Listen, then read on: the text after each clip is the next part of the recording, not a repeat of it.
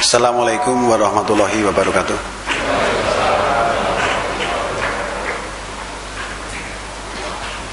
Alhamdulillah. Alhamdulillahilladzi hadana li hada wa ma kunna linahtadiya laula an hadana Allah.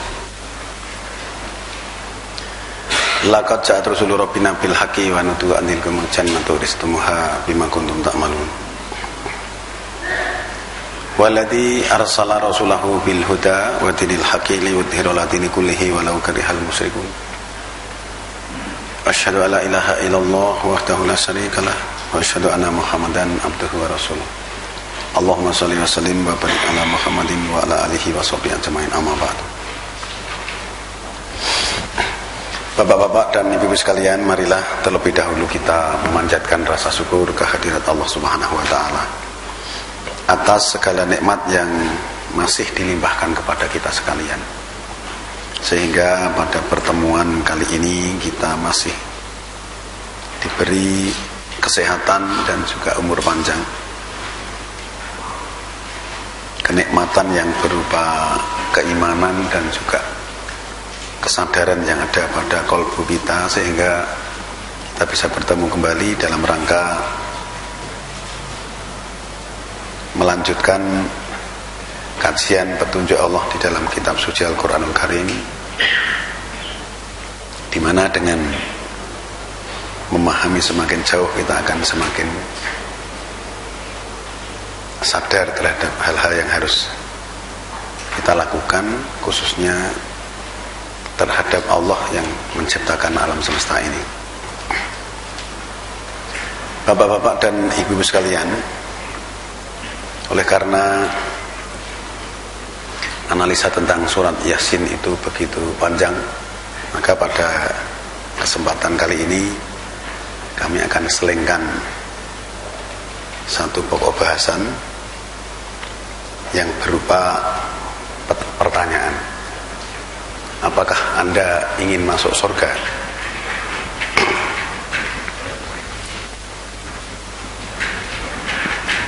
Jadi bentuk pertanyaan ini nanti akan kita jawab bersama-sama melalui petunjuk Allah di dalam kitab Al-Quran. Kalau kita mengajukan pertanyaan, apakah Anda ingin masuk surga? Tentu saja tidak ada seorang pun yang akan menjawab tidak mau. Ada yang tidak mau, Pak? Semuanya pasti ingin, ya. Sebagaimana yang kita ketahui bersama bahwa orang tua kita dulu, walaupun mereka tidak tahu tentang agama, mungkin ya, atau juga tidak melakukan sholat, tetapi semuanya tetap punya cita-cita ingin masuk surga.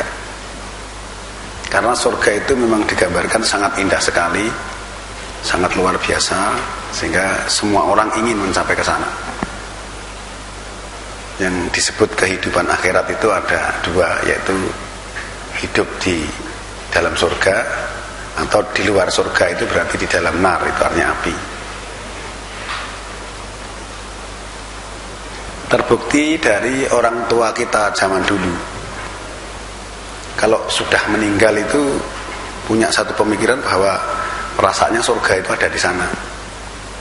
Setelah orang dikubur itu nanti supaya masuk surga, maka walaupun orangnya nggak sholat ya tetap dikasih sebutan surga.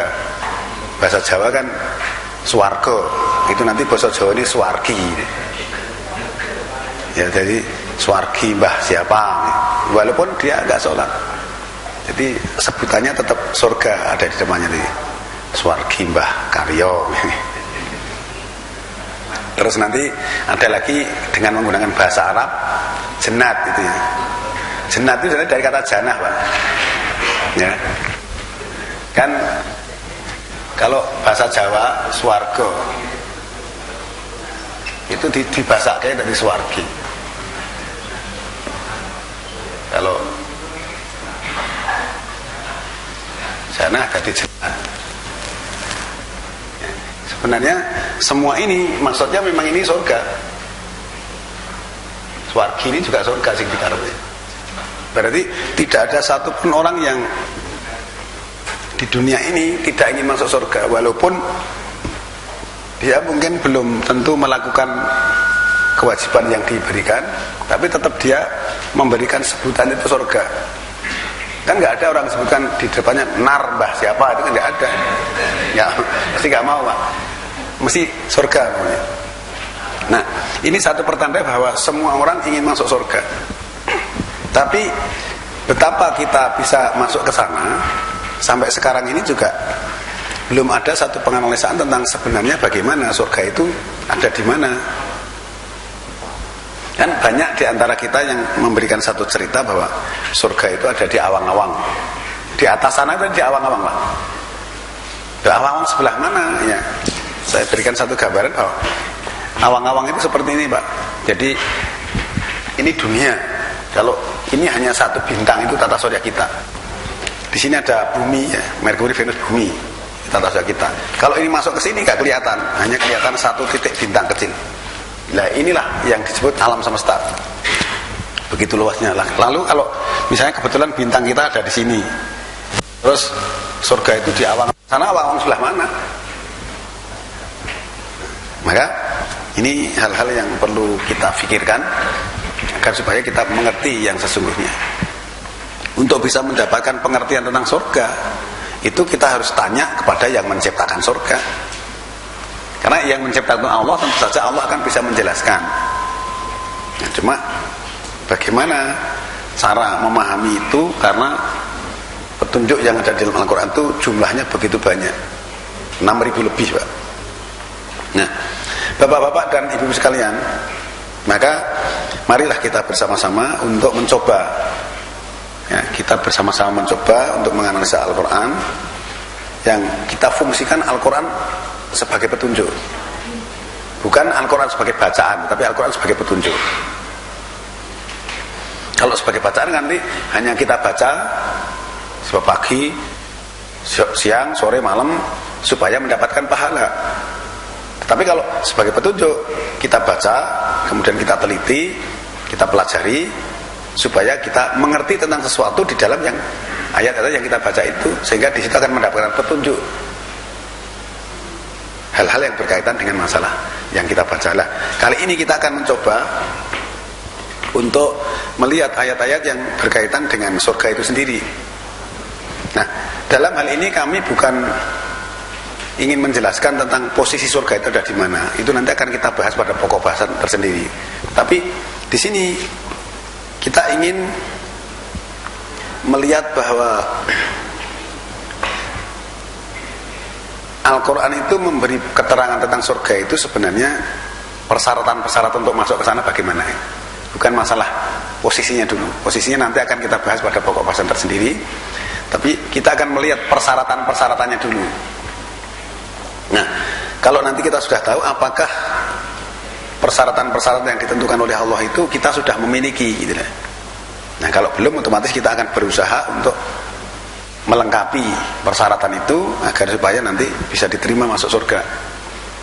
Ketika mungkin bapak-bapak dan ibu-ibu, mungkin anak-anak, adik-adik ya, mau melamar pekerjaan, persyaratannya masih kurang, itu mesti nggak diterima. Walaupun hanya kurang satu saja, satu poin. Persyaratannya misalnya ada 6 atau 10 atau berapa gitu. Tapi kurang salah satu di antara persyaratan yang ditentukan, tentu saja belum bisa diterima. Itu saja aturan yang dibuat oleh manusia. Nah, begitu juga Allah membuat aturan juga sama. Ada persyaratan-persyaratan yang ditentukan. Tapi sebenarnya kalau kita melihat di dalam ayat-ayat tertentu, persyaratannya mudah Pak. Masuk surga itu mudah. Ya, coba sekarang kita lihat ya. Surat nomor 4 ayat 124. A'udzu billahi minasyaitonir rajim. Bismillahirrahmanirrahim. Wa may ya'mal minas solihati min dzakarin aw unsa wa huwa mu'minun fa ulaika yadkhulunal jannata wa la yudlamuna nakira. Barang siapa yang mengerjakan amal-amal soleh, baik ia laki-laki maupun wanita, sedang ia orang yang beriman, maka mereka itu masuk ke dalam surga dan mereka tidak dianiaya sedikit pun. Ini coba kita perhatikan ya. Wa may ya'mal minas solihati min dzakarin aw unsa wa huwa mu'min fa ulaika yadkhulunal jannata wa la yudlamuna nakhira. Dan siapa yang melakukan dari kesolehan atau melakukan amal soleh dari laki-laki atau perempuan dan dia beriman, maka itulah yang akan masuk surga. Dan mereka tidak akan didolimi sedikit pun, tidak akan dianiaya sedikit pun. Nah, kan kalau melihat persyaratan ini kan mudah, Pak. Ya, untuk bisa masuk surga itu hanya supaya dia melakukan amal soleh dan beriman, sudah enteng kan? Sekarang kita lihat dulu surat nomor 40 ayat 40.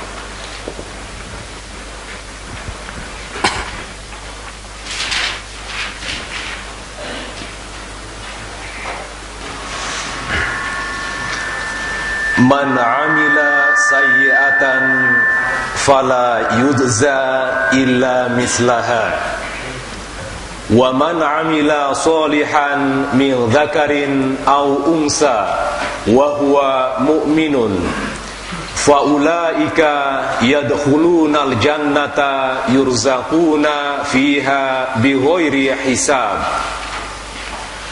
Barang siapa mengerjakan perbuatan jahat, maka dia tidak akan dibalasi melainkan sebanding dengan kejahatan itu. Dan barang siapa mengerjakan amal yang soleh, baik laki-laki maupun perempuan, sedang ia dalam keadaan beriman, maka mereka akan masuk surga. Mereka diberi rezeki di dalamnya tanpa hisab. Nah, ini redaksinya agak berbeda. Man amila sayyi'atan fala yujza ila mithlaha wa man amila sholihan min dzakarin aw untha wa huwa mu'min fa ulaika yadkhulunal jannata yurzaquna fiha bighairi hisab. Siapa yang melakukan kejahatan, maka tidaklah dibalas kecuali yang seumpamanya, artinya yang sebanding dengan kejahatan yang dilakukan. Dan siapa yang melakukan kesolehan atau amal soleh, perbuatan soleh, dan dia itu beriman, baik laki-laki maupun perempuan, maka itulah yang akan masuk surga. Kemudian dia diberi rezeki di dalamnya tanpa hisab, itu ternyata tanpa perhitungan. Sudah berarti nggak usah dihitung, kan berarti kan luar biasa. Maka di sini ada satu hal yang perlu dipahami, bahwa Allah tidak pernah membedakan antara kelompok laki-laki dan perempuan. Jadi siapa saja yang melakukan perbuatan soleh, baik laki-laki maupun perempuan, dan mereka itu beriman, maka itulah yang akan masuk surga. Mereka tidak akan didolimi, tidak akan dianiaya sedikit pun. Mereka akan diberi rezeki di dalamnya tanpa perhitungan. Nah, kalau kita melihat kedua ayat ini kan, panjenengan pernah mendengar nggak, Pak, bahwa nanti penghuni neraka itu kebanyakan perempuan? Itu pernah dengar nggak? Ya. Nah, kalau kita melihat ayat ini kan enggak. Allah tidak membedakan antara laki-laki dan perempuan. Jadi baik laki-laki perempuan, asal dia itu melakukan amal soleh dan beriman, itulah yang akan masuk surga. Nah, di sini membuat ketenangan bagi ibu-ibu, ya, bahwa dulunya sering dikasih tahu kalau neraka itu nanti yang banyak menghuni perempuan. Ini Allah tidak membedakan, baik laki-laki maupun perempuan, asal beriman dan beramal soleh, itulah yang akan masuk surga. Sekarang kita lihat Surat nomor 6 ayat 160, Pak. Man jaa bil hasanati falahu asyru amsalihha wa man jaa bis sayyiati fala yujza illa mislaha wa hum la yuzlamun. Barang siapa membawa amal yang baik, maka baginya 10 kali lipat amalnya. Dan barang siapa yang membawa perbuatan yang jahat, maka dia tidak diberi pembalasan melainkan seimbang dengan kejahatannya. Sedang mereka sedikit pun tidak dianiaya.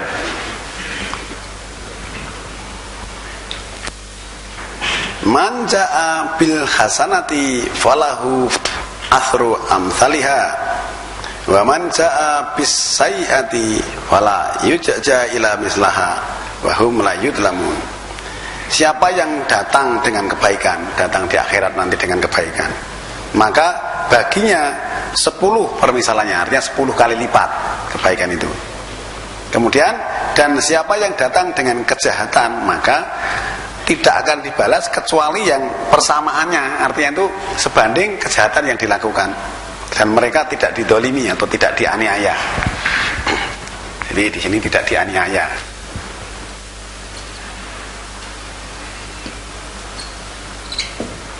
Tidak didolimi atau tidak dianiaya. Nah, kalau kita melihat 3 ayat ini, Pak, ya, di sini tadi kan sudah jadi satu. Siapa yang melakukan perbuatan soleh dari laki-laki atau perempuan dan dia beriman, dia akan masuk surga dan tidak didolimi sedikit pun, tidak dianiaya sedikit pun. Kemudian di sini siapa yang melakukan kejahatan tidak akan dibalas kecuali seumpamanya, artinya sebesar kejahatan yang dilakukan, sebanding gitu. Dan siapa yang melakukan kesolehan dari laki-laki atau perempuan dan dia beriman, maka itulah yang akan masuk surga.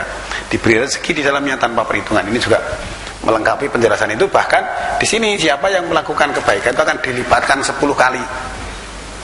Nah, dari 3 ayat ini bisa dipahami bahwa sesungguhnya saya katakan tadi masuk surga itu gampang gitu loh, Pak. Sekarang nggak gampang itu gimana? Kalau orang melakukan kejahatan ya, 1 misalnya, itu nanti balasannya ya 1 kejahatan yang diberikan, perbandingannya gitu. Kalau sekarang melakukan kebaikan 1, itu nanti dibalasnya 10. Kalau misalnya kejahatan 1, kebaikan 1 kan berarti masih ada plus 9, Pak. Nah iya, logikanya kan gitu. Maka saya katakan untuk masuk surga kan gampang gitu. Nah, cuma nanti ini perlu kita juga uraikan bagaimana sebenarnya persyaratan-persyaratan yang diminta gitu. Di sini ada beriman, ada amal soleh dan sebagainya. Ya. Padahal kan kalau misalnya orang setiap hari melakukan kebaikan terus saja kan berarti kan akan secara akumulasinya kan semakin banyak. Nah, di sini jelas-jelas kita bisa melihat bahwa Allah itu betul-betul Maha Pengasih dan Penyayang. Ya.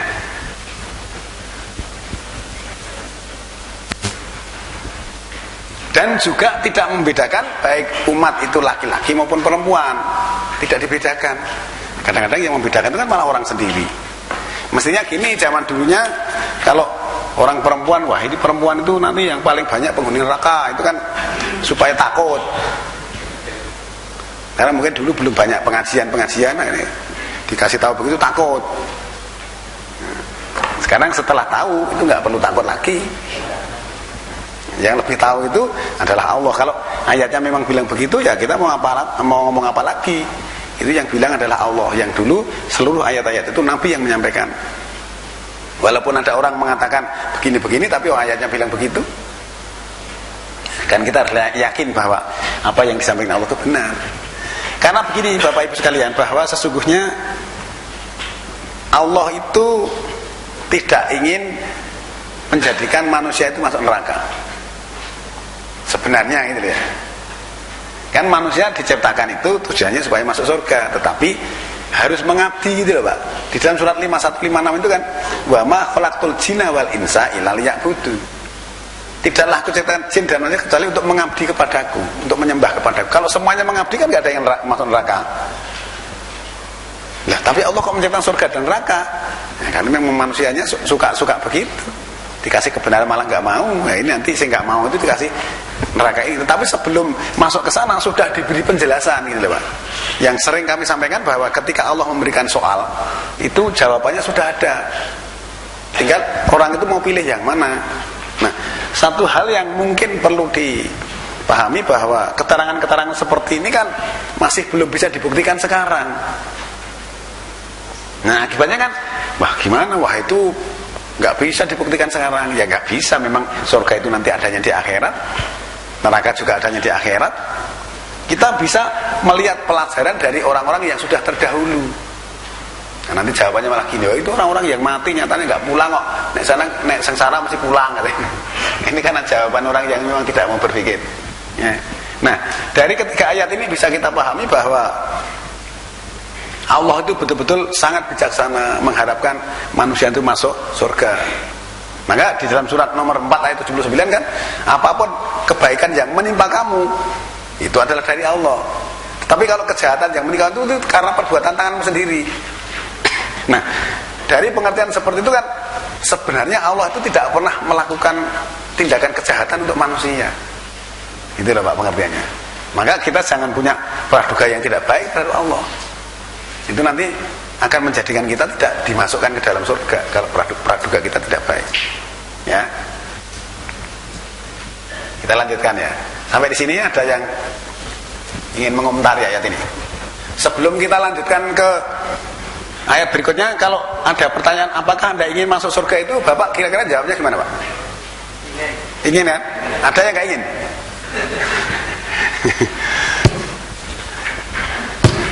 Ya. Sekarang akan kita lanjutkan ya. Kita lihat surat kedua ayat 214.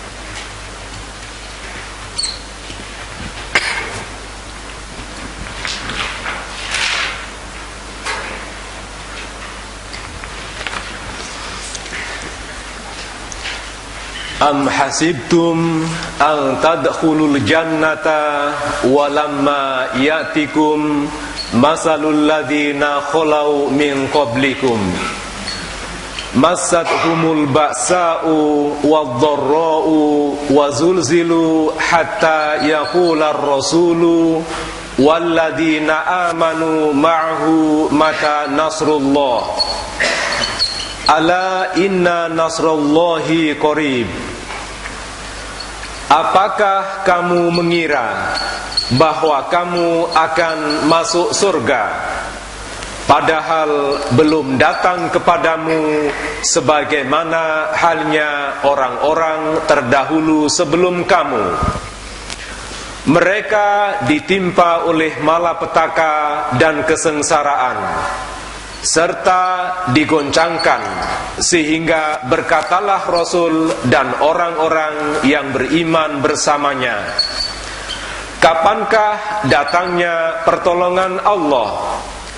Ingatlah, sesungguhnya pertolongan Allah itu amat dekat.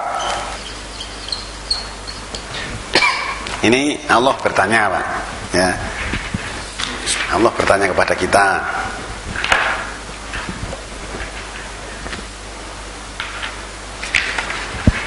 am hasibtum an tadkhulul jannata walama ya'tikum masalul latina khalau min qablikum. Apakah kamu mengira, apakah kamu menyangka akan masuk surga padahal belum datang kepadamu perumpamaan orang-orang yang telah berlalu sebelum kamu? Apa itu? Masat humul ba'sa'u wadh-dharra'u wal zulzilu, menyentuh mereka kesengsaraan dan bahaya serta kegoncangan bagi mereka. Kemudian hatta yaqulu rasulu walladzina amanu ma'ah mata nasrullah ala inna nasrullahi qarib. Sehingga Rasul berkata dan juga orang-orang yang beriman bersamanya, kapankah pertolongan Allah? Bukankah pertolongan Allah itu dekat? Nah, coba Ini pertanyaan ini tidak perlu dijawab, Pak.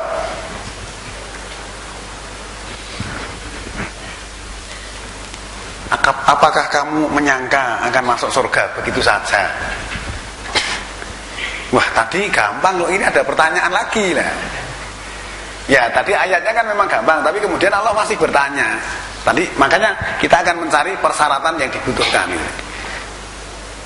Berarti kan kalau dengan pertanyaan ini menandakan bahwa amal soleh dan iman itu kan juga mesti perlu diketahui lebih jauh. Bukan hanya sekedar iman itu seperti apa, amal soleh seperti apa kan gitu. Maka Allah kan bertanya, apakah kamu akan masuk surga? Padahal belum datang kepadamu perumpamaan orang-orang yang telah berlalu zaman dulu sebelum kamu. Nah, orang-orang dahulu itu ya, ditimpa kesengsaraan, bahaya dan digoncangkan. Ini loh. Tetapi mestinya mereka itu tabah. Sampai di sini Rasul dan orang-orang yang beriman itu berkata, kapan pertolongan Allah datang? Kemudian penegasannya, bukankah pertolongan Allah terdekat? Nah, ini menandakan bahwa kalaupun orang itu menyatakan beriman tapi belum diuji dengan bahaya dan digoncangkan ini tadi, itu imannya itu masih dipertanyakan gitu loh. Ya. Coba sekarang kita lihat surat nomor 3 ayat 142. Am hasibtum an tadkhulul jannata walamma ya'lamillahu alladhina jahadu minkum wa ya'lamas sabirin. Apakah kamu mengira bahwa kamu akan masuk surga, padahal belum nyata bagi Allah orang-orang yang berjihad di antaramu, dan belum nyata orang-orang yang sabar? Ini juga bentuk pertanyaan, Pak.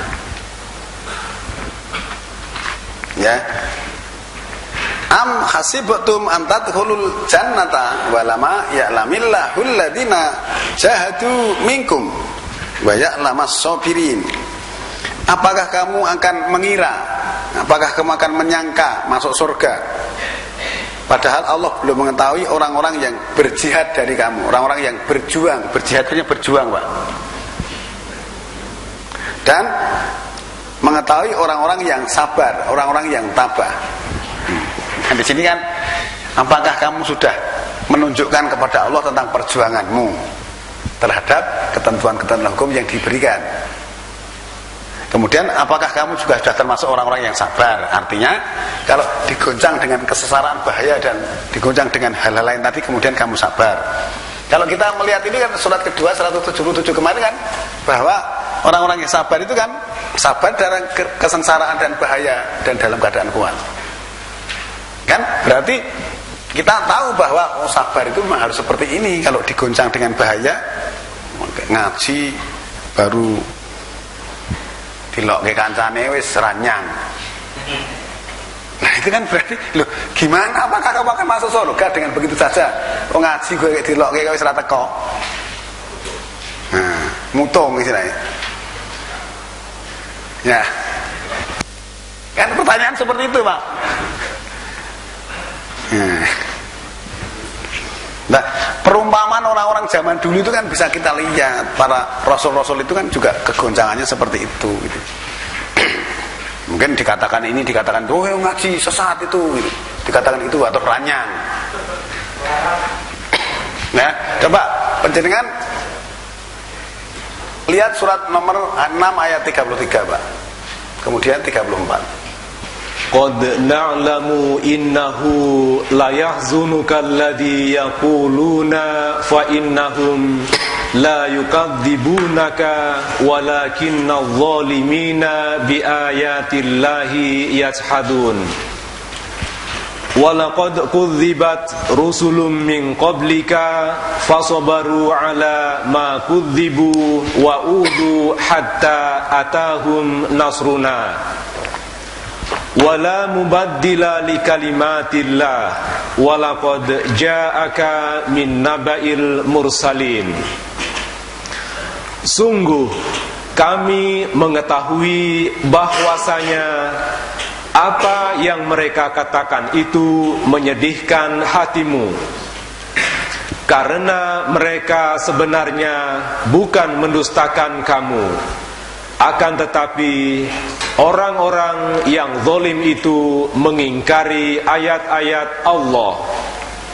Dan sesungguhnya telah didustakan pula rasul-rasul sebelum kamu, akan tetapi mereka sabar terhadap pendustaan dan penganiayaan terhadap mereka sampai datang pertolongan kami kepada mereka.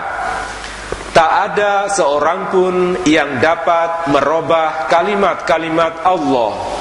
Dan sesungguhnya telah datang kepadamu sebagian dari berita Rasul-Rasul itu. Nah ini Pak ya, jadi kalau surat 6:33 tadi kan sebenarnya aku tahu bahwa apa yang mereka katakan itu hatimu sedih gitu deh. Nek kowe dilokke jane asline sedih. Tetapi kamu itu gak usah sedih. Karena orang-orang yang seperti itu Allah mengatakan dolim. Yang didustakan itu bukan kamu, tetapi yang didustakan ayat-ayat Allah. Sepanjang kamu itu menyampaikan ayat-ayat Allah, dikatakan apapun itu gak usah sedih. Karena nek misalnya didustakan, yang didustakan bukan kamu, tetapi ayat-ayat Allah. Wong saya cuma menyampaikan ayatnya begini kok. Gitu loh Pak maksudnya. Lah Rasul-Rasul zaman dulu juga diperlakukan seperti itu. Lah Rasul aja diperlakukan seperti itu. Nah, tetapi mereka itu sabar, tabah dalam kesengsaraan bahaya dan kegoncangannya, digoncang Rasul itu. Sampai Nabi Muhammad dulu hijrah ke Madinah karena digoncangkan tadi. Tetapi sabar, kemudian datang pertolongan Allah. Kemudian itu tadi kan ada penegasan, tidak ada perubahan bagi kalimat-kalimatnya. Ya sudah, kalimat Allah berupa ayat-ayat bunyinya seperti itu, ya sudah harus kamu sampaikan. Walaupun digoncang dan diapa, ya tetap ayatnya berbunyi seperti itu. Gitu loh Pak pengertiannya. Coba saya pakai wah ini nggak enak, akhirnya bergeser nantinya. Itu tidak nanti, wah apakah kamu akan masuk surga kalau seperti itu? Pertanyaan ini kan perlu dijawab dengan pengertian-pengertian yang ada. Kalau kamu ingin masuk surga, harus siap untuk digoncang dengan kesesaran bahaya dan digoncang-goncang itu tadi.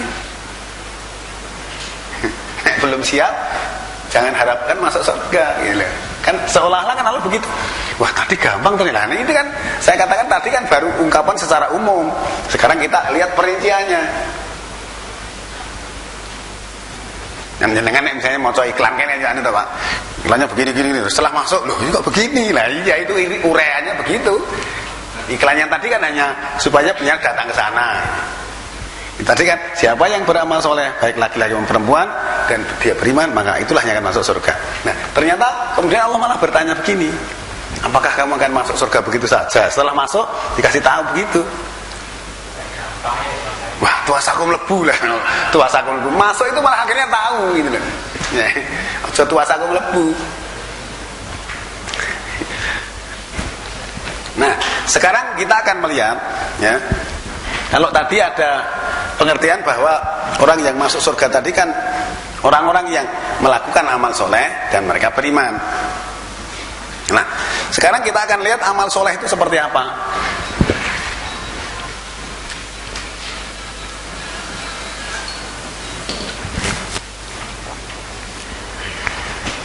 Perlu kami sampaikan bahwa sering kami kemukakan kepada bapak-bapak dan ibu-ibu bahwa Al-Quran itu senantiasa terkorelasi, terkait satu sama lain dan tidak terputus Pak. Nanti akan kita buktikan dari pengertian-pengertian yang kita kasih ini. Nanti kan akan terkait satu sama lain. Ya. Sekarang kita lihat pengertian soleh. Ya. Kita baca surat ketiga ayat 100.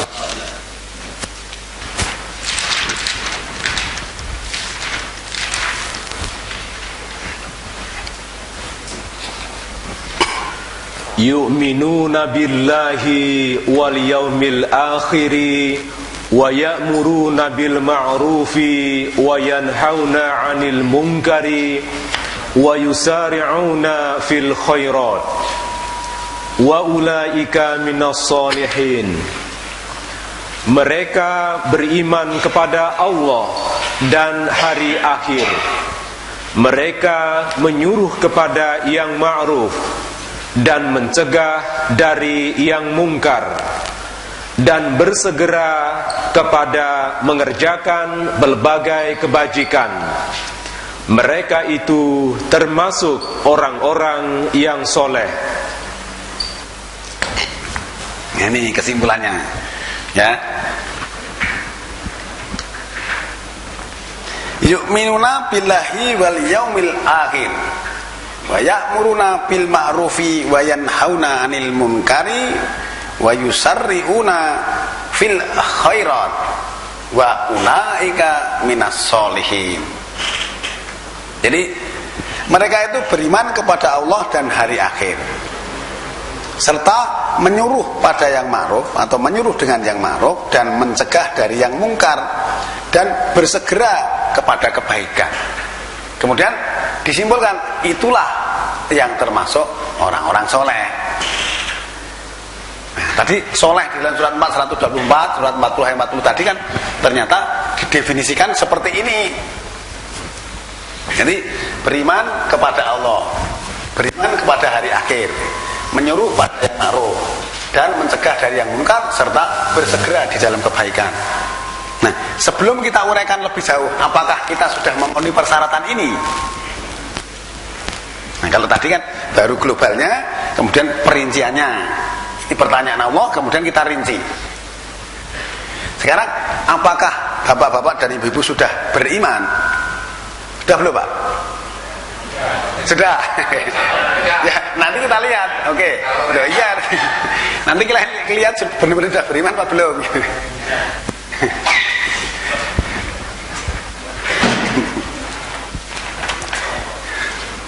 Jadi definisinya nanti kita juga akan lihat beriman itu seperti apa gitu loh. Maka saya katakan tadi, ayat ini akan terangkai satu sama lain dan tidak terputus. Ya. Kita lihat dulu yang tentang beriman ini, Pak, ya. Beriman kepada Allah. Kita lihat surat nomor 4 ayat 65.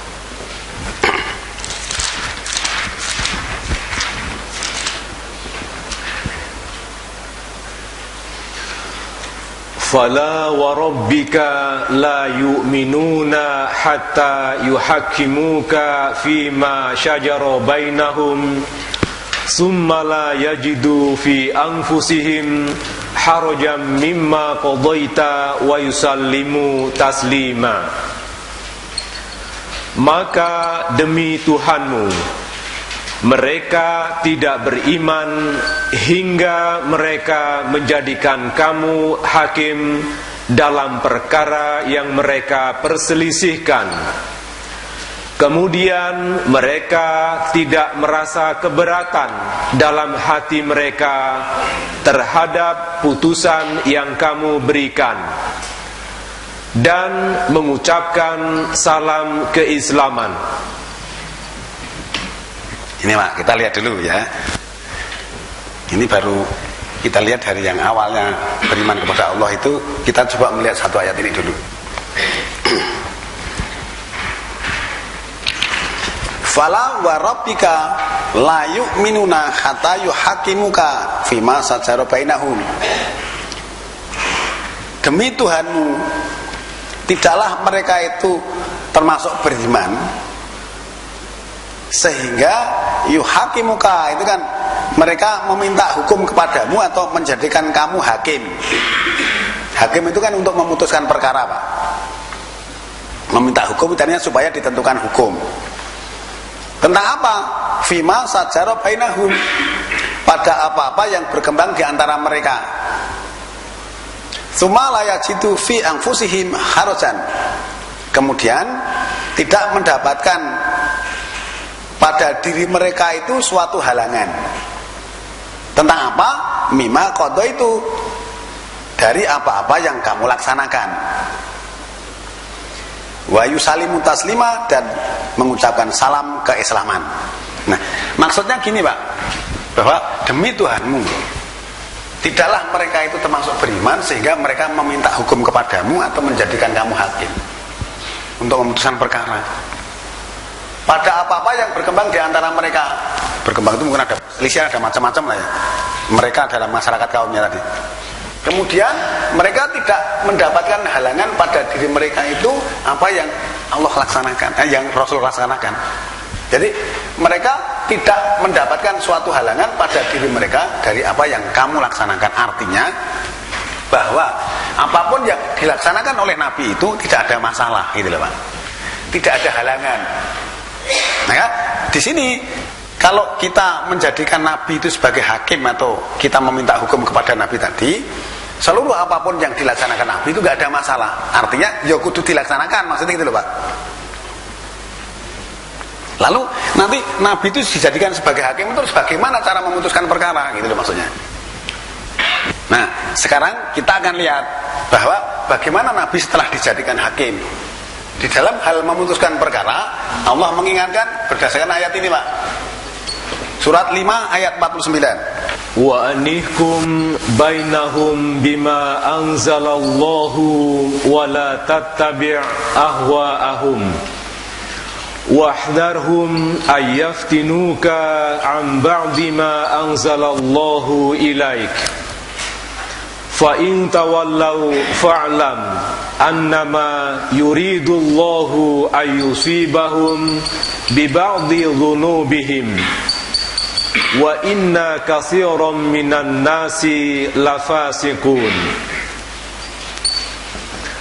Dan hendaklah kamu hukumkan perkara di antara mereka menurut apa yang diturunkan Allah, dan janganlah kamu mengikuti hawa nafsu mereka. Dan berhati-hatilah kamu terhadap mereka, supaya mereka tidak memalingkan kamu dari sebagian apa yang telah diturunkan Allah kepadamu. Jika mereka berpaling, maka ketahuilah bahwa sesungguhnya Allah menghendaki akan menimpakan musibah kepada mereka disebabkan sebagian dosa-dosa mereka. Dan sesungguhnya kebanyakan manusia adalah orang-orang yang fasik. Nah, walaupun di dalam ayat ini, kalau kita hanya melihat satu ayat ini kan, loh ini apapun yang dibutuhkan Nabi harus kamu ikuti, tetapi bukan masalah pribadi. Kemudian Allah menegaskan, kalau kaummu itu minta hukum kepadamu atau menjadikan kamu hakim, maka di sini wa anihkum bainahum bima anzalallah. Hukumlah di antara mereka, putuskan perkara di antara mereka dengan apa-apa yang diturunkan Allah. Nah, hukumlah atau putuskan perkara Pak di antara mereka dengan apa-apa yang diturunkan Allah. Nanti dikasih tanda kurung, ya itu Al-Quran. Nah, berarti Nabi ini walaupun kaumnya disuruh meminta hukum kepadanya, itu Nabi sendiri diingatkan oleh Allah di dalam memutuskan perkara itu harus dengan apa yang diturunkan Allah, tidak menurut kemauannya sendiri, maksudnya gitu loh Pak. Ini kan berarti di sini harus terangkat dengan ini. Kalau kita melihatnya di sini terpisah, seolah-olah nanti memutuskan hukum itu ya sudah, kamu begini harus mau, begini harus mau. Tidak, harus berdasarkan apa yang diturunkan Allah. Kemudian ayat lanjutannya, wala tatabi ahwa'ahum, jangan mengikuti keserakan mereka, jangan mengikuti keinginan mereka, jangan mengikuti hawa nafsu mereka. Wahdarhum, waspadalah terhadap mereka, hati-hatilah terhadap mereka. Kenapa? Ayaftinuka amba'di ma anzalallahu ilaik. Mereka itu nanti akan memfitnah kamu dari sebagian atau setengah apa-apa yang Allah turunkan kepadamu. Mereka, dan berhati-hatilah atau waspadalah kepada mereka yang akan memfitnah kamu dari setengah yang kami turunkan kepadamu. Nah, yang diturunkan berarti kan Al-Quran Pak ini, yaitu Al-Quran. Berarti kalau kamu itu gak hati-hati, nanti mereka itu akan memfitnah kamu tentang Al-Quran itu. Maka Allah mengingatkan, kalau misalnya gak ada ayat ini seolah-olah kan udah diputuskan pokoknya harus mau gitu. Nah, tetapi keputusan yang diberikan harus berdasarkan apa yang diturunkan Allah. Maka saya katakan tadi bahwa ayat ini akan terangkai satu sama lain. Berarti kan Nabi di dalam memutuskan perkara, di dalam menghukum, memberikan hukum, menentukan hukum kepada kaumnya harus berdasarkan apa yang diturunkan Allah.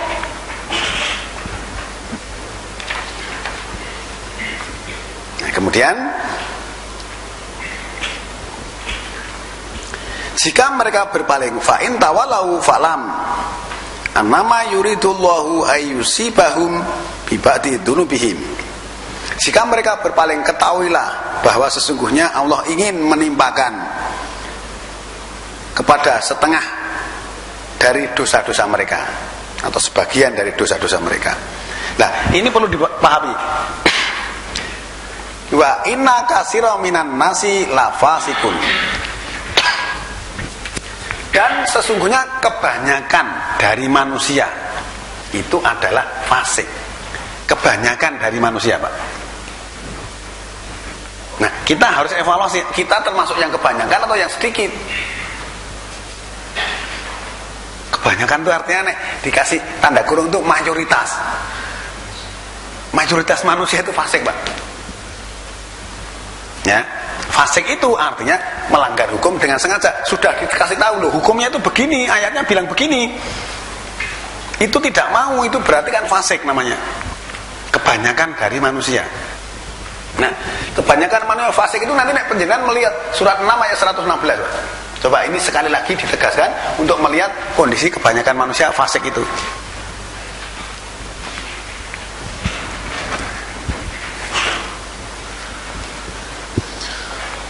Wa in tuti' aktsara man fil ardi yudilluka an sabilillah iyattabi'una illa dhanna wa inhum illa yakhrusun.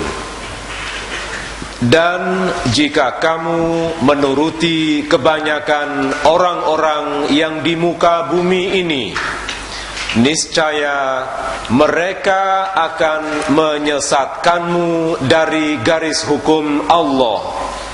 Mereka tidak lain hanyalah mengikuti persangkaan belaka, dan mereka tidak lain hanyalah mengira-ira.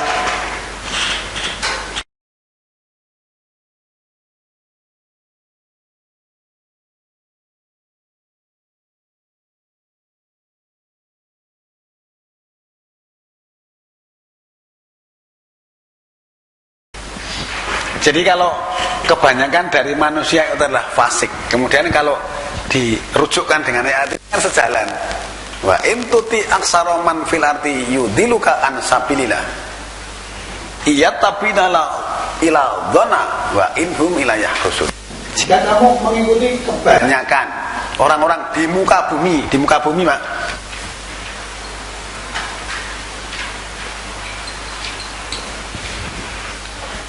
Jika kamu mengikuti kebanyakan orang-orang di muka bumi ini, mereka itu akan menyesatkan kamu dari garis hukum Allah, dari jalan Allah.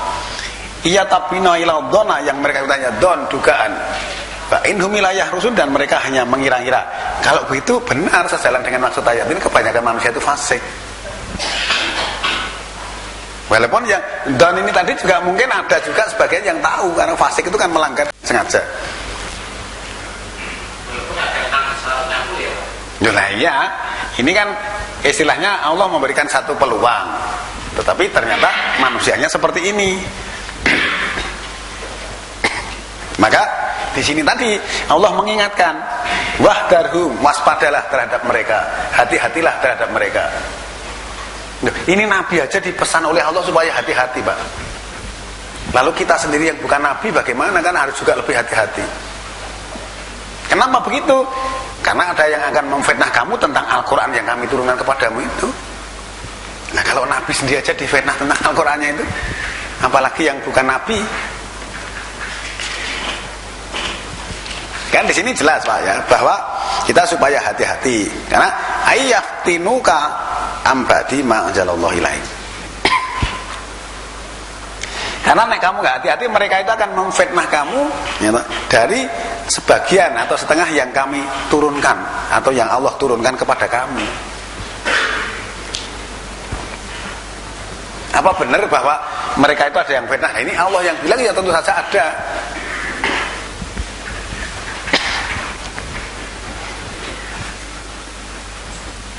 Sekarang akan kita lihat, Pak, bahwa benar-benar itu ada yang memfitnah gitu loh. Kita lihat surat nomor 17, 73 dan 74.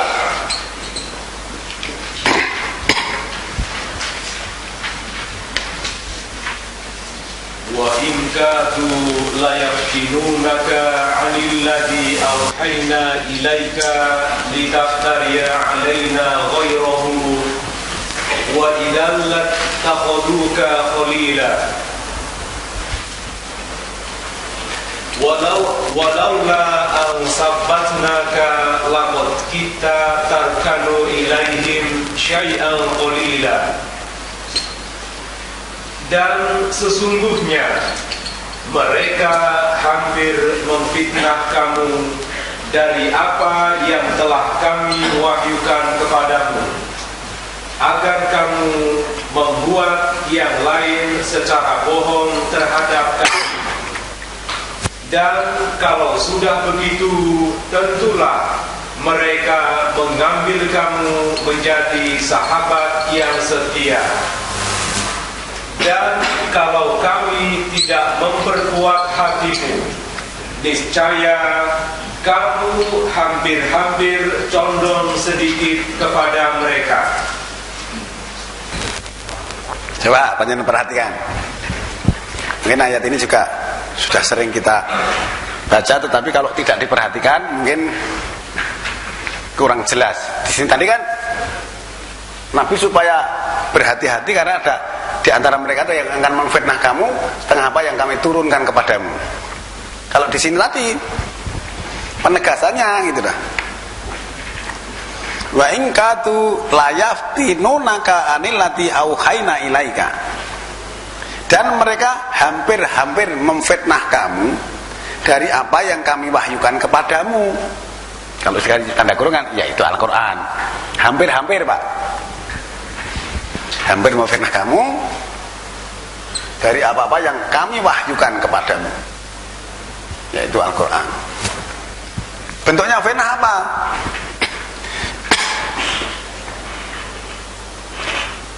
Litaftariya alaina ghairahu,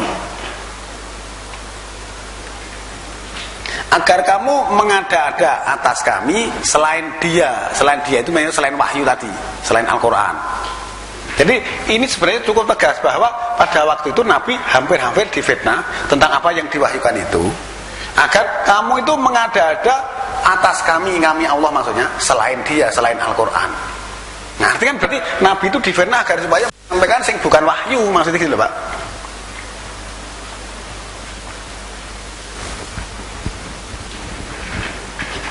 Kemudian wa idzal latakhuduka khalila.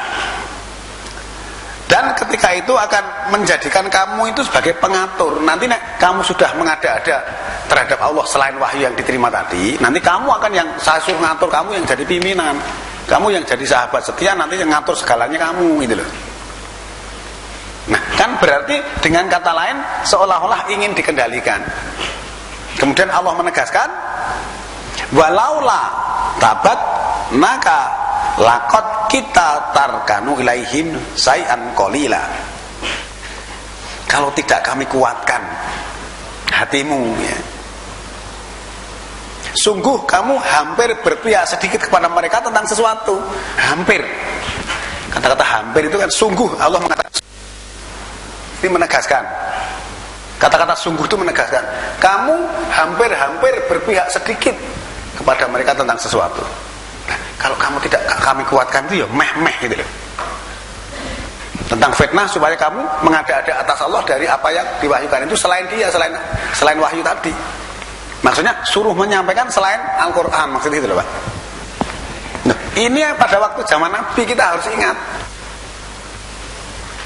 Nabi masih hidup aja ada orang yang memfitnah itu. Ini atas berita dari Allah, Pak. Maka di sini tadi dipesan hukumlah. Atau di sini demi Tuhanmu, tidaklah mereka itu beriman sebelum meminta hukum kepadamu atau menjadikan kamu hakim. Tetapi setelah kamu dijadikan hakim harus dihukum atau memutuskan perkara itu dengan apa yang Allah turunkan. Nah, terus kemudian jangan mengikuti keserakahan mereka, jangan mengikuti hawa nafsu mereka, jangan mengikuti keinginan mereka. Waspadalah terhadap mereka, karena mereka akan memfitnah kamu dari apa yang kami turunkan kepadamu. Nah, dan ternyata di sini Allah menegaskan mereka hampir-hampir memfitnah kamu dari apa-apa yang kami wahyukan kepadamu, agar kamu mengada-ada atas kami itu selain yang kami wahyukan itu. Nah, ini kan berarti kalau kita melihat kondisi seperti ini kan dulunya terjadi, Pak. Nah, perlu diketahui ayat ini berlaku sampai sekarang, sehingga kalau ada yang menyampaikan wahyu ini juga mesti ada orang yang ingin memfitnah, jangan pakai itu. Ada gak yang begitu, Pak? Loh, kok saya mbok kaji kok ayat-ayat itu gimana? Nah, ini Nabi dulu aja digitukan loh, Pak. Kan cukup jelas seperti ini.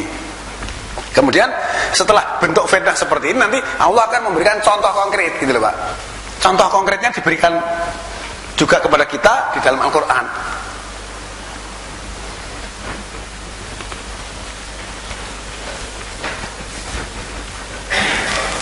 Ini baru membahas beriman kepada Allah loh, Pak. Itu masuk surga itu ternyata persyaratannya panjang. Apakah Anda sudah beriman? Sudah. Nah, sekarang nanti kita lihat. Sudahkah kita meminta hukum kepada apa yang diturunkan kepada Nabi zaman dulunya? Sudahkah setiap menentukan hukum itu berdasarkan Al-Quran? Apakah kita mengikuti fitnah orang-orang yang justru suruh mengganti Al-Quran dengan yang lain? Untuk menjawab persoalan, apakah kita sudah beriman kepada Allah atau belum?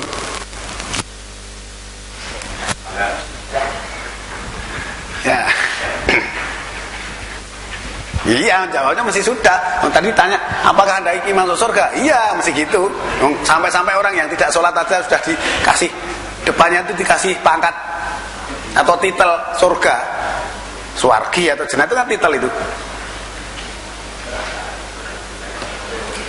Nah, kalau misalnya orang yang sekolah gitu ya, kuliah di perguruan tinggi, lulus kan dapat titel sarjana apa gitu, dokter Andes atau sarjana hukum atau apa. Ini juga begitu mati dapat titel jannat. Loh, itu jannatnya jannah itu surga atau swargi.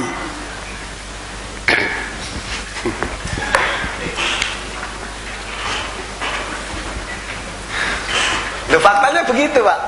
Ya. Nah, sekarang akan kita lihat fitnah ini dalam bentuk konkretnya adalah ini, Pak, yang sudah biasa kita baca surat 4 ayat 81. Ini bentuk konkretnya.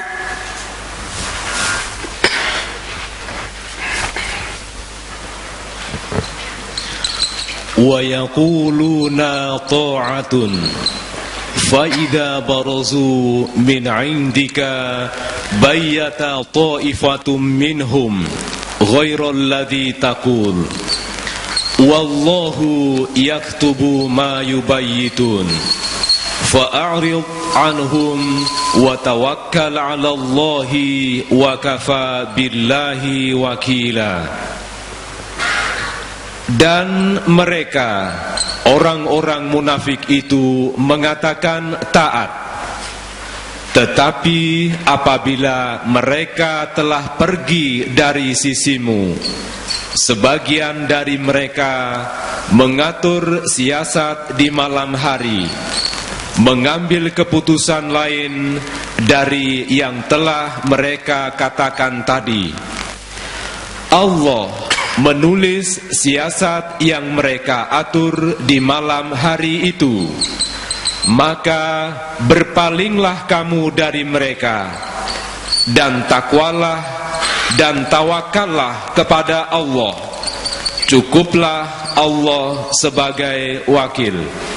Coba kita lihat apa adanya saja, Pak. Di situ kan tidak ada kata-kata lailnya itu mengatur siasat pada malam hari. Di sini coba wa yaquluna ta'ah. Mereka berkata ta'ah, taat. Faida barazu min indika, maka ketika mereka menghindar dari kami, bayyata ta'ifatu minhum ghairal lati takun, sebagian dari mereka menyampaikan apa-apa yang tidak kamu katakan. Ya, di sini kan bayakuluna ta'ah. Jadi di depannya Nabi itu ngomong taat, tetapi faida barazu min indika, maka ketika mereka menghindar dari kamu, dari Nabi tadi, bayyata ta'ifatu minhum ghairal lati takun, sebagian mereka menyampaikan apa-apa yang tidak kamu katakan. Artinya yang disampaikan oleh mereka itu Nabi gak bilang begitu, gitu loh Pak. Kan berarti ini tadi nek Nabi disuruh begitu gak bisa, karena dia sendiri yang melakukan. Ini tadi kan mereka hampir-hampir memfitnah kamu dari apa-apa yang kami wahyukan kepadamu, ya, agar kamu mengada-ada atas kami selain Al-Quran itu. Kalau nanti sudah begitu, kamu akan dijadikan pengatur. Kalau tidak kekuatan hatimu, kamu juga hampir-hampir berpihak kepada mereka walaupun sedikit. Nah, mungkin karena Nabi diberi kekuatan oleh Allah, tidak bisa dikendalikan seperti itu, kemudian mereka sendiri yang melakukan. Mereka di depan Nabi mengatakan taat, tapi setelah menghindar dari kamu, sebagian mereka bayyata ta'ifatu minhum ghairal lati takun, sebagian dari mereka menyampaikan apa-apa yang tidak kamu katakan. Nah, kemudian Allahu yaktubu ma yubayyitun, Allah menulis apa-apa yang mereka sampaikan itu. Fa'aridhum, maka berpalinglah dari mereka. Kemudian bertawakallah kepada Allah dan cukuplah Allah sebagai wakil. Serahkan, wakilkan semua persoalan kepada Allah, nanti Allah yang akan menyelesaikan. Nah, pengertian seperti ini kan cukup bisa kita pahami bahwa kalau Nabi sendiri dikendalikan ternyata nggak bisa karena dikuatkan oleh Allah, kemudian mereka sendiri melakukan. Inilah bentuk fitnah secara konkret yang dilakukan oleh umatnya Nabi pada waktu itu beliaunya masih hidup. Nah, lalu kalau sesudah beliau meninggal ada orang-orang yang mencari berita tentang apa yang dilakukan Nabi, nek sing memberi berita orang-orang seperti ini, bagaimana kita bisa tahu? Ya, maka Allah menjelaskan bahwa segala sesuatu itu Al-Quran sebagai furqan. Furqan itu pembeda yang bisa menyeleksi, yang menjadi barometernya. Standar ukuran kebenarannya adalah furqan itu tadi. Ya. Ini kan berarti berkait Pak, surat 4 ayat 65, kemudian ada hubungannya dengan surat 549. 549 ada hubungannya dengan surat 1773 dan 74. Nah, karena ini dilakukan nggak bisa, maka dia sendiri yang melakukan. Wah, ini angel radaan gitu. Nah, dia melakukan. Nah, kalau kita tidak cermat, mungkin kita akan terjebak oleh ini. Nabi mau dijebak nggak bisa, tapi hampir-hampir Allah mengatakan. Loh, kok bisa begitu? Ya, karena Nabi itu juga manusia biasa, Pak. Surat 18:110 itu kan, katakanlah bahwa aku ini manusia seperti kamu. Artinya manusia seperti kamu itu juga kalau lapar juga harus makan. Ya toh? Juga punya rasa sedih. Surat 633 tadi juga sama seperti kita. Maka di sini wah ini di fitnah begitu nggak bisa, diatur begitu nggak bisa, sudah kita lakukan sendiri. Nah, kalau ini loh Pak, saya sering kali gambarkan itu di sini. Ada kelompok ini kan asalnya dari mana-mana gitu.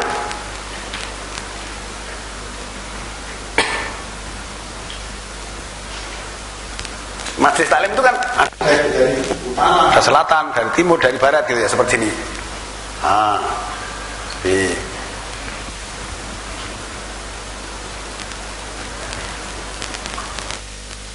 Nah, misalnya sini pada waktu itu ngumpul di sini, dia mengatakan taat. Nah, setelah kembali ke tempat masing-masing, nah masing-masing ini juga punya majelis, mungkin punya murid, atau mungkin punya teman. Setelah kembali ke tempat masing-masing, sebagian mereka, ya tidak semuanya. Nah, kalau sebagian itu misalnya ini B, mungkin D misalnya, mungkin F, mungkin H. Nah, sebagian dari yang tadinya mengatakan taat itu menyampaikan kepada orang lain, tetapi yang disampaikan itu bukan yang dikatakan Nabi gitu loh Pak. Tetapi dia mengatakan, loh Nabi bilang begini, mengatasnamakan Nabi. Nah, oleh karena yang mengatakan itu orang yang berdekatan dengan Nabi, yang ngaji sama Nabi, otomatis orang-orang yang di sana percaya. Ya percaya, Pak, mesti ngomong itu orang yang biasa ketemu Nabi tiap hari.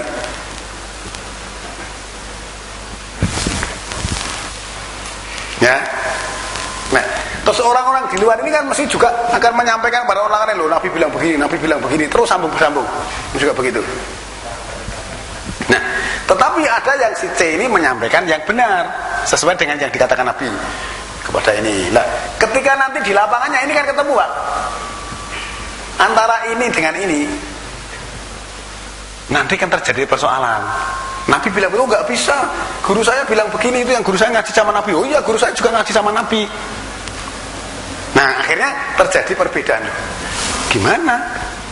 Wong sumbernya satu kok bisa beda?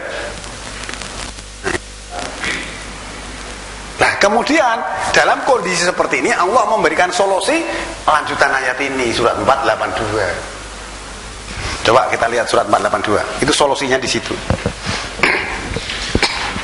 Afala yatadabbarunal Qur'an walau kana min 'indi ghairillahi lawajadu fihi ikhtilafan katsira.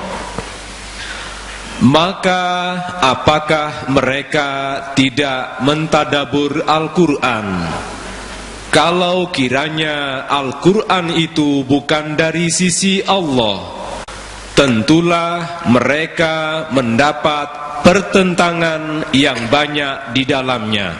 Nah, di sini ini tadi ketemu. Sebenarnya kalau kemudian kembali ke Al-Quran, persoalannya bisa selesaikan gitu. Apakah mereka tidak memperhatikan Al-Quran? Kalau betul-betul dia masuk ke dalam Al-Quran secara keseluruhan, tidak mungkin akan terjadi pertentangan seperti itu. Nah, pertentangan itu datangnya bukan dari Al-Quran, tapi dari orang-orang yang di luar Al-Quran. Di mana di antara mereka ada yang memfitnah Nabi, ada yang menyampaikan bahwa itu dari Nabi, ternyata bukan dari Nabi. Walaupun pada saat di depan Nabi, orang-orang itu mengatakan taat gitu loh Pak. Panjenengan bisa menangkap pengertian ini? Nah, kalau zaman Nabi masih hidup saja ada yang mana Nabi ini, kira-kira sekarang ada nggak yang begitu? Ada nggak Pak? Ya lebih banyak. Semakin banyak kan, semakin menyebar. Bukan ada lagi, semakin banyak. Kan semakin menyebar, melebar Pak. Terus semakin melebar ke sana. Maka kalau terjadi seperti itu, coba kamu kembali kepada Al-Quran, ditadabur dulu. Kalau memang nanti kamu melihat ke sana, tidak mungkin akan terjadi seperti itu. Karena Al-Quran ini yang menyampaikan adalah lesannya Nabi. Nah, sampai nanti menurut ini bilang begini, menurut ini bilang begini, coba kembalikan kepada perkataan yang sesungguhnya. Kan di sini sebagai furqon yang tadi ya, untuk barometernya, ukuran kebenarannya dengan Al-Quran. Kalau nanti kita hanya mengikuti orang di luar ini kan seperti ini kejadiannya. Semakin melebar, semakin banyak penyimpangan-penyimpangan yang terjadi. Nah, pada umumnya orang kan berpegang kepada pimpinannya masing-masing. Nah, sebenarnya semua ini harus sebenarnya kembali kepada. Ini kan juga solusi yang selain itu, coba menyampaikan surat 42 ayat 10. Kalau di lapangan terjadi seperti itu, maka lihat surat 10. Wa makhtalaftum fihi min syai'in fahukmuhu ilallah. Dzalikumullahu rabbi alaihi tawakkaltu wa ilaihi unib. Tentang sesuatu apapun kamu berselisih, maka hukumnya kepada Allah. Itulah Allah Tuhanku, kepadanyalah aku bertawakal dan kepadanyalah aku kembali. Coba di situ Allah juga menegaskan kalau terjadi perselisihan beda tadi. Di sini kan wa mahtalaftum fihi min sa'in fa hukmuhu ila Allah. Dzalikumullahu rabbi alaihi tawakkaltu wa ilaihi unib. Apapun yang kamu perselisihkan tentang sesuatu, maka hukumnya kepada Allah. Kembalikan coba kepada Al-Qur'annya. Bagaimana sebenarnya? Dan sebenarnya kalau kita melihat ini itu kan cukup jelas. Tapi kebanyakan itu tadi, kalau terjadi perbedaan bukan lari kepada ayat-ayat Allah, tapi justru lari kepada gurunya. Betul nggak Pak? Nah, jadi kalau terjadi perselisihan perbedaan di lapangan itu, wong dulu zaman Nabi aja sudah terjadi. Kalau sekarang terjadi perbedaan di lapangan, Allah mengatakan kembalikan kepada Allah. Itulah Allah Tuhanku. Tuhanku itu juga Tuhanmu, Tuhan yang satu. Kepadanya aku bertawakal, berarti menyerahkan diri, mewakilkan persoalan itu kepada Allah, bukan kepada gurunya.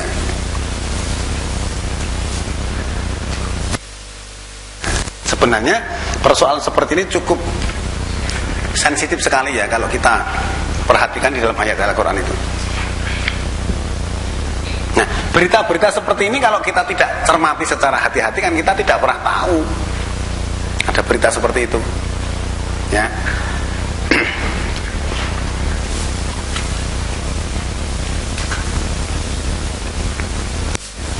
Sampai di sini mungkin ada yang ingin bertanya, Pak.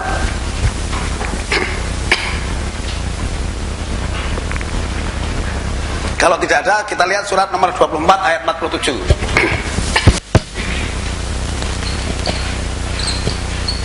Coba Pak yang dari luar, Pak. Oh ya.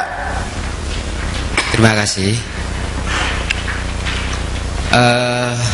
Dari penjelasan Bapak tadi, persyaratan masuk surga adalah orang-orang yang beramal soleh dan beriman. Dulu pernah dijelaskan tentang amal soleh. Kalau tidak salah saya menangkap, yaitu suatu perbuatan atau perbuatan baik yang didasari dengan iman. Kemudian yang saya tanyakan, bagaimana kalau suatu kebaikan atau perbuatan baik itu dilakukan oleh orang-orang kafir atau oleh orang-orang yang tidak beriman? Apakah itu tidak termasuk amal soleh? Itu yang pertama. Kemudian yang kedua, dari penjelasan ayat-ayat yang Bapak sampaikan tadi, bagaimana kaitannya dengan surat yang ke-99 ayat 7 dan 8. Di sana dijelaskan bahwa barang siapa yang berbuat kebaikan sekecil apapun akan mendapatkan suatu balasan. Begitu pula sebaliknya. Yang menjadi pertanyaan saya,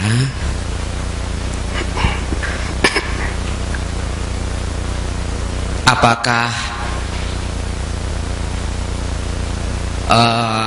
orang yang beriman dan beramal soleh itu kan tidak selalu orang itu berbuat baik atau terus ataupun berbuat jelek terus. Nah, kadang-kadang kan berbuat baik juga berbuat dosa. Apakah itu nantinya juga akan masuk dua-duanya, dalam arti masuk surga dan masuk neraka? Demikian, terima kasih. Sebenarnya Bapak tidak usah mengungkap ke sana, ayat ini cukup jelas. Surat ketiga 114 ini. Jadi soleh itu kan mereka itu beriman kepada Allah, hari akhir, menyuruh pada yang ma'ruf, mencegah dari yang mungkar, bersegera dalam kebaikan. Itulah yang termasuk orang-orang soleh. Ini jawabannya sudah ada di sini. Kalau dulu saya pernah menjelaskan bahwa orang yang berbuat baik menjadi soleh itu harus dasarnya iman. Kalau tadi Bapak tanyakan orang yang kafir, itu namanya bukan beriman, ya otomatis kan tidak masuk amal soleh, Pak. Tadi orang yang masuk surga itu orang yang beramal soleh dan beriman. Nah, kalau hanya berbuat baik kemudian dia agak beriman, kan berarti sholatnya juga tidak. Itu saja nanti kan berlaku dengan surat 74 yang ke-42 dan 43 itu. Kenapa mereka masuk neraka? Karena kami dulu tidak sholat. Sudah jelas terjawab di sini. Nah, kemudian yang Bapak maksudkan surat nomor 99 ayat 7 dan 8 ya. Itu maksudnya mayyamal miskola darotin khaira yaroh, itu artinya bahwa apapun kebaikan seseorang sebesar daroh itu diakui karena apa? Ada alat perekamnya. Apapun yang Anda lakukan sekecil apapun akan terekam semuanya.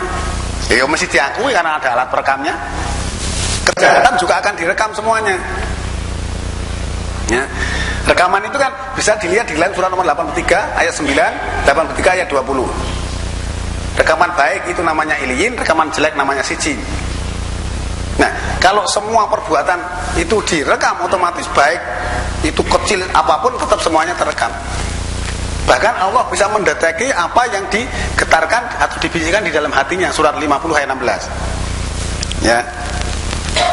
Ya sebenarnya kalau istilahnya keterangannya seperti itu kan juga ada orang nanti kalau ada yang amal soleh apa ada yang tidak melakukan kejahatan. Selama dia beramal soleh tidak mungkin melakukan kejahatan. Kalau orang tadinya amal soleh kemudian melakukan kejahatan, maka pada saat itu dia sudah tidak lagi beramal soleh. Ya, loh iya, no, kalau sudah dia melakukan kejahatan pada saat itu bukan amal soleh lagi, itu namanya kejahatan. Nah, selama orang itu beramal soleh, maka pada saat itu juga dia tidak melakukan kejahatan. Bisa ditangkap nggak Pak? Iya. Jadi kalau sudah melakukan kejahatan, dia keluar daripada soleh. Nah, sehingga dengan demikian kita harus bisa memahami bahwa apapun perbuatan baik maupun jahat dihitung itu karena memang Allah itu meletakkan alat perekam di hidup tiap-tiap orang. Maka apapun yang dilakukan itu tidak akan terlepas daripada alat perekam itu. Nah, justru dengan ayat itu kita harus hati-hati. Bukan berarti nanti wah sekecil apapun diperhitungkan nanti masuk neraka dulu baru masuk surga. Bukan begitu. Diperhitungkan karena direkam. Nah, setelah direkam nanti akan ada evaluasi, Pak. Kan sering saya sampaikan begini. Seseorang mati ya, punya amal baik. Baik ya. Di sini apa grupnya? Katakanlah misalnya secara matematis kita hitung baiknya ada 1000. Kemudian di sini ada 500. Secara matematis kan orang seperti ini masuk surga. Secara matematis lah ya. Tetapi di dalam surat ketiga ayat 185 bahwa balasan atau pahala itu akan disempurnakan nanti pada hari kiamat. Nah, ketika orang ini mati seperti ini kondisinya, itu belum selesai. Selama perjalanan hidupnya dulu meninggalkan bekas yang sampai dia mati masih berjalan, maka rekeningnya masih berjalan. Nah, baru nanti pada waktu hari kiamat akan direkam, Pak. Nah, ternyata rekening yang berjalan di sini, wah nanti bisa defisit, nggak bisa jadi. Coba pengertian. Maka nanti panjenengan persangan lanjutan. Ya, ini kita baru membahas beriman kepada Allah. Saya makan kalau misalnya panjenengan bertanya, coba beriman kepada Allah inilah yang kita fokuskan dulu. Setelah ini nanti kita akan membahas beriman pada yakin itu seperti apa. Kemudian menurut pada yang makhluk itu seperti apa, menyegah dari yang munkar seperti apa, kemudian bersegera dalam kebaikan itu seperti apa. Nah, setelah nanti kita analisis semua, apakah saya termasuk soleh? Persyaratannya harus ini tadi, gitu Pak. Bisa ditangkap? Mungkin ada yang lain yang ingin berkomentar. Berdasarkan surat 4:124, siapapun asal soleh atau dan beriman masuk surga. Juga dihubungkan 40-40, andaikan dia mengerjakan perbuatan jahat pun hanya 1 dan masih sisa 9. Yang kami tanyakan pada surat 19 ayat yang ke-71, wa in minkum ila wariduha kana ala rabbika hatman madiyya, yang artinya dan tidak ada seorang pun daripadamu melainkan mendatangi neraka. Hal itu sudah menjadi kepastian Allah. Pemecahnya bagaimana? Demikian saya tanyakan. Sampai baca ayat itu jangan hanya satu ayat, baca mulai dari 1988.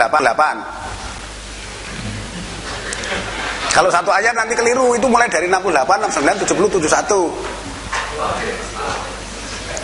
Makanya Ya, jangan potong. Misalnya penjelasan baca Fawailul lil musholin. Loh, gimana Pak orang sholat kok malah celaka? Loh, jangan berhenti di situ. Nah, ayat itu merupakan kesimpulan dari keterangan di atasnya. 19, 68, 69, 70, 71 dan 72. Lah kok disimpulkan kesimpulannya tok, enggak didelok dhuwure nanti beda. Makanya itu fawailul musholin alladzina hum an sholatihim sahun, itu jangan dipotong. Celakalah orang-orang yang sholat, yaitu orang-orang yang lalai akan sholatnya. Nah, dipotong di itu loh, orang sholat malah celaka, gimana ini? Nggak usah sholat saja, nanti repot.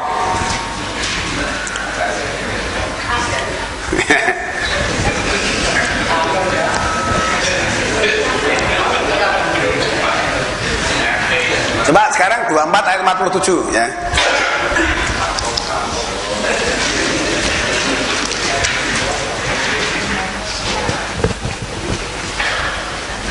وَيَقُولُونَ آمَنَّا بِاللَّهِ وَبِالرَّسُولِ وَأَطَعْنَا ثُمَّ يَتَوَلَّى فَرِيقٌ مِّنْهُمْ مِنْ بَعْدِ ذَلِكَ وَمَا أُولَئِكَ بِالْمُؤْمِنِينَ. Dan mereka berkata, kami telah beriman kepada Allah dan Rasul, dan kami mentaati keduanya. Kemudian sebagian dari mereka berpaling sesudah itu. Sekali-kali mereka itu bukanlah orang-orang yang beriman. Nah, ini coba panjenengan presani ya.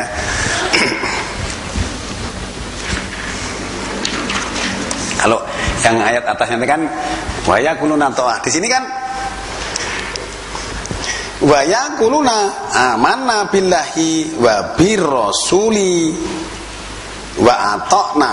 Nah, jadi mereka mengatakan beriman kepada Allah dan Rasulnya dan mentaatinya. Suma yatawala fariqum minhum mim ba'di dzalik. Kemudian sebagian dari mereka berpaling sesudah itu. Maka kemudian di sini wa ma ulaika bil mu'minin. Dan tidaklah mereka itu termasuk orang-orang beriman. Jadi mereka mengatakan beriman kepada Allah dan Rasul dan mentaati apa yang disampaikan. Kemudian sebagian dari mereka berpaling sesudah itu dan tidaklah mereka beriman. Di sini sebagian dari mereka, tidak semuanya, Pak. Ini tadi juga sebagian, tidak seluruhnya. Nah, kalau demikian kita harus evaluasi, kita termasuk yang sebagian ini tadi atau yang sebagian yang lain. Gitu lah, Pak. Kan ternyata dari dulu pun orang-orang yang bersama-sama Nabi itu juga seperti ini, Pak. Lalu bagaimana orang-orang yang sekarang nabinya sudah tidak ada, tetapi petunjuknya masih ditinggalkan di tengah-tengah kita. Nah, ini merupakan berita yang bisa kita pahami. Untuk apa? Untuk pelajaran bagi kita, memberi petunjuk kepada kita tentang ternyata dulu orang-orang yang ditunggui Nabi aja begitu, apalagi yang tidak ditunggui. Kan orang kerja itu kan ada yang nek ditunggui rajin, kalau tidak ya mungkin malas-malasan, kan ada, Pak. Nah, ini kalau ditunggui Nabi juga bilang katanya taat, beriman gitu. Tetapi setelah berpaling dari Nabi, sebagian mereka mengatakan seperti itu. Maka ini nanti kalau panjenengan melihat surat ini, Pak, surat kedua ayat 14 itu kan sudah cukup memberikan pengertian. Wa idza laqul ladzina amanu qalu amanna wa idza khalau ila syayatinihim qalu inna ma'akum innama nahnu mustahzi'un. Dan bila mereka berjumpa dengan orang-orang yang beriman, mereka mengatakan kami telah beriman. Dan bila mereka kembali kepada setan-setan mereka, Mereka mengatakan, sesungguhnya kami sependirian dengan kamu. Kami hanyalah berolok-olok. Nah, coba. Jadi kan di sini kan dikatakan bahwa ketika mereka itu bersama-sama orang beriman yang ngomong aku beriman. Wa idza laqul latina amanu qalu amana. Wa idza khalau ila sayatinihim qalu inna ma'akum. Ketika bersama-sama dengan setan-setan mereka. Lah setan-setan mereka itu siapa? Wah, berarti manusia ada yang jadi setan kan? Fa idza khalau ila sayatinihim, ketika mereka bersama dengan setan-setan mereka mengatakan, inna ma'akum, aku bersama kamu. Inama nahnu mustahziun, sesungguhnya aku hanya memperolok-olok mereka. Lah, kan berarti yang sebagian yang bilang taat setelah keluar mengatakan tidak tadi itu termasuk ini. Jadi kalau bersama-sama dengan Nabi waktu itu taat, bersama-sama dengan yang lain-lain kelompoknya tadi ngomong aku juga beriman, tapi nanti setelah di belakangnya ngetungi kepelan. Nah, kondisi seperti ini juga berlaku terus sampai sekarang, Pak. Kalau misalnya ada yang begini gimana? Ya sudah, biarkan saja, itu nanti resiko tanggung penumpang. Nah, kondisi seperti ini kan bisa kita lihat bahwa ternyata masyarakat itu dari dulunya ya memang seperti itu ya.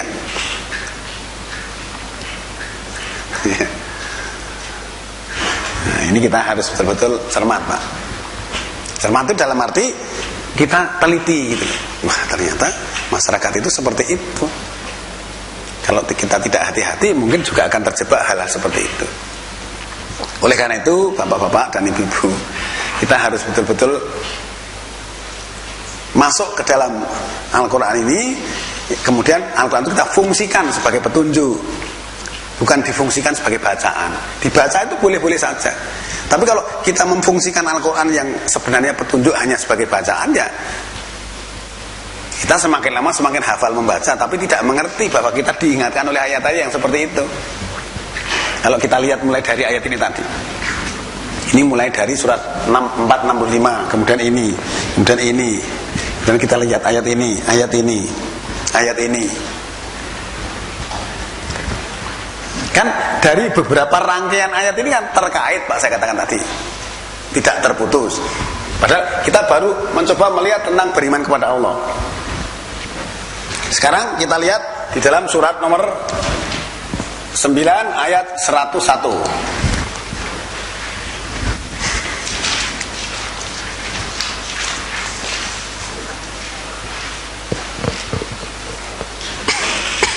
Wa mimman haulakum minal a'rabi munafiqun wa min ahlil madinati maradu 'alan nifaq la ta'lamuhum nahnu na'lamuhum sanu'adzibuhum marrataini thumma yuradduna ila 'adzabin 'adzim. Dan di antara orang-orang Arab yang di sekelilingmu itu ada orang-orang munafik, dan juga di antara penduduk Madinah.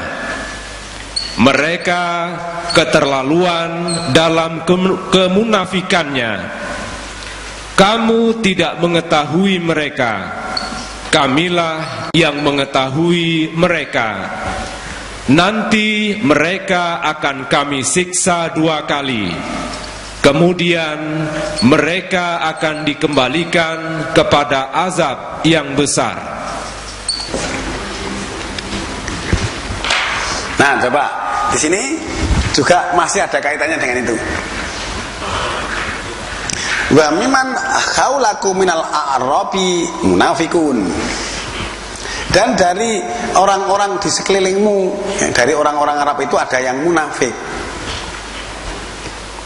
Wa min ahlil Madinah, dan juga dari penduduk Madinah, maratu alan nifaq. Mereka sangat-sangat keterlaluan di dalam kemunafikannya. La ta'lamuhum nahnu na'lamuhum. Kamu tidak mengetahui mereka, kami mengetahui mereka. Kemudian sanu'adzibuhum marrataini tsumma yuradduna ila adzabin adim. Mereka akan kami seksa 2 kali, kemudian kami kembalikan kepada seksa yang sangat besar. Di sini kan Allah memberitahu, Pak, bahwa ternyata dari orang-orang Arab yang di sekelilingmu, di sekelilingnya Nabi waktu itu ada yang munafik. Begitu juga penduduk Medina. Medina malah ada yang sangat-sangat keterlaluan dalam kemunafikannya. Kamu tidak tahu, tapi kami tahu. Ini Nabi juga tidak tahu, Pak. Bisa katakan kamu tidak tahu bahwa dia itu munafik. Kami mengetahui. Gitu. Maka diberitahukan lewat ayat ini. Nah, kalau seperti surat 81 tadi, kalau di luar ngomong begitu kan Nabi juga nggak tahu, Pak. Karena ngomongnya di luar. Oh, Nabi bilang begini, padahal sebenarnya Nabi nggak bilang begitu. Allah memberitahu lewat ayat ini. Maka di dalam surat 549 tadi supaya hati-hati, waspada. Mereka akan memfitnah kamu, kemudian ditegaskan fitnahnya seperti ini, pelaksanaannya seperti ini, karena pakai ini sulit, maka dia sendiri melaksanakan. Termasuk juga ayat-ayat ini yang menjelaskan ini juga demikian. Di sini difokuskan untuk orang-orang yang di sekeliling Nabi pada orang-orang Arab dan orang Madinah. Nah, coba. Berarti kan dari beberapa hal ini itu bisa kita pahami. Kita harus tahu bahwa ayat-ayat ini berlaku sampai sekarang, Pak. Ayat ini berlaku sampai sekarang. Ini juga berlaku sampai sekarang. Maka kita di dalam hal memahami ketentuan hukum Allah itu kita jangan berpedoman kepada orang-orang tertentu. Wah, ini orang Arab, ini orang ini. Bukan, jangan. Kita harus kepada Allah saja. Karena yang punya surga dan neraka itu Allah. Nah, kita bisa dimasukkan surga atau neraka ya tergantung perbuatan kita. Allah yang punya wewenang sepenuhnya. Maka kita harus kembalinya ke sana, gitu loh, Pak. Nah, coba. Kalau kita sudah demikian ini kan, wah, kok ternyata begitu ya. Nah, untuk beriman itu kita harus paham tentang hal-hal seperti ini. Nanti kalau tidak, kita kena fitnah, akhirnya terbawa arus. Maka sering kami sampaikan bahwa kalau kita memahami sesuatu pengertian yang kita bacakan, Anda pikirannya jangan dibawa hanyut oleh apa yang dibaca itu. Justru pikiran kita harus aktif untuk melihat dan memonitor apa yang disampaikan itu. Jangan pikiran kita hanyut. Nah, hanyut nanti kita terbawa arus, Pak. Kebanyakan kita kan hanyut. Hanyutnya itu gimana? Sebenarnya keterangan itu tidak masuk akal sama sekali. Misalnya begitu ya. Tetapi karena pikiran kita hanyut, ya sudah, seperti kan percaya. Nah, kalau yang dipercaya ternyata keliru, akhirnya nanti panjenengan nangis tapi yang ditangisi keliru. Loh, apa ada yang nangis keliru? Ada. Nangis.